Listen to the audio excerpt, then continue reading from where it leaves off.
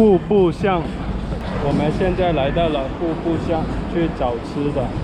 哪里排队多就去哪里是吗？前面还有一个排队的，但是小笼包我不爱吃哎。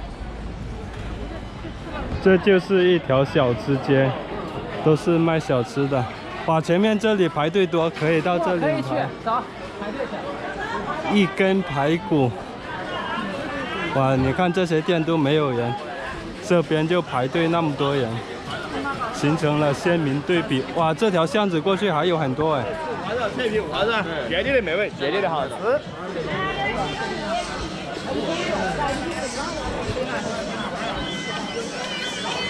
抖音网红上面，哎，这个可以耶。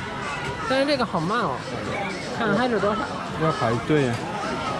这个也可以、啊。烤肉，烤排骨。这是《舌尖上中国》报道的。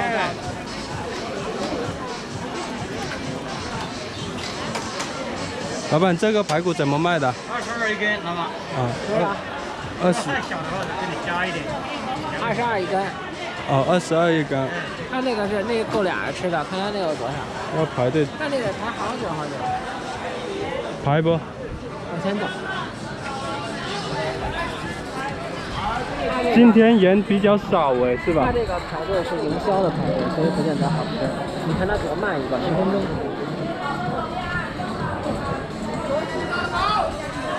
老汉口汤包，哎，你不是想吃汤包吗？吃了，那天我吃了，5花楼的。哇，一根排骨，这里好多卖那个一根排骨的。对，他那边排队。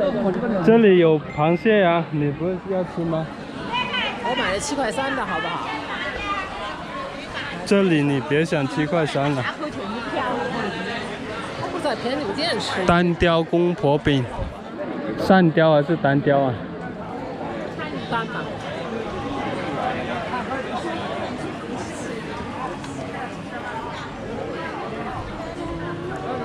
脆皮五花肉，叫花鸡，洪七公叫花鸡。没有啊，你看那种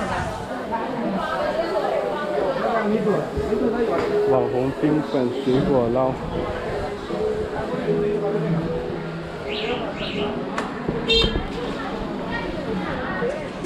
这是猪脚吧？小汤包。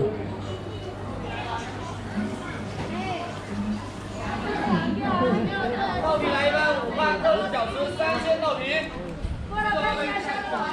现在过去了，有干饺子一根汤的，这个都有。周黑鸭。